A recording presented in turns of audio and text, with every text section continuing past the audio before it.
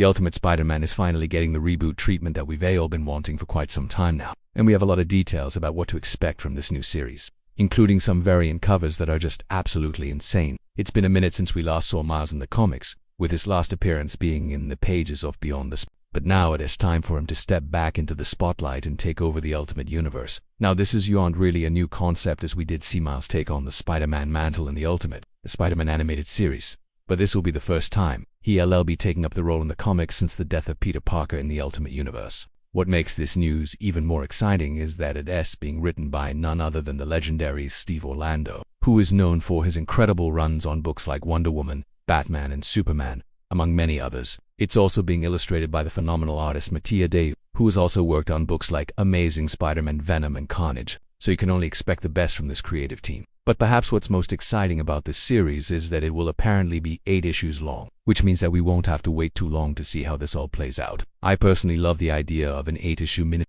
It gives the creative team enough room to breathe and tell a complete story without having to worry about dragging things out or wrapping things up too quickly. 8 issues is just enough to satisfy our cravings, without leaving us wanting more, at least in theory. Sometimes 8 issues can be too short, but in this case, I think it's going to be perfect. As for what the story will actually entail, we don't have too many details yet, but we do have some variant covers that give us a few clues. One of the variants shows Miles in his spider suit with the Daily Bugle in the background, which suggests that he'll be taking over the role of Peter Parker as the photographer at the Daily Bugle. Another variant cover shows Miles facing off against the Sinister Six, which teases some big bads coming for our friendly neighborhood. And the final cover we have so far shows Miles with a baby. And no, this isn't the baby from Spider-Man Into the Spider. This is actually the first baby that was created in the Ultimate Universe.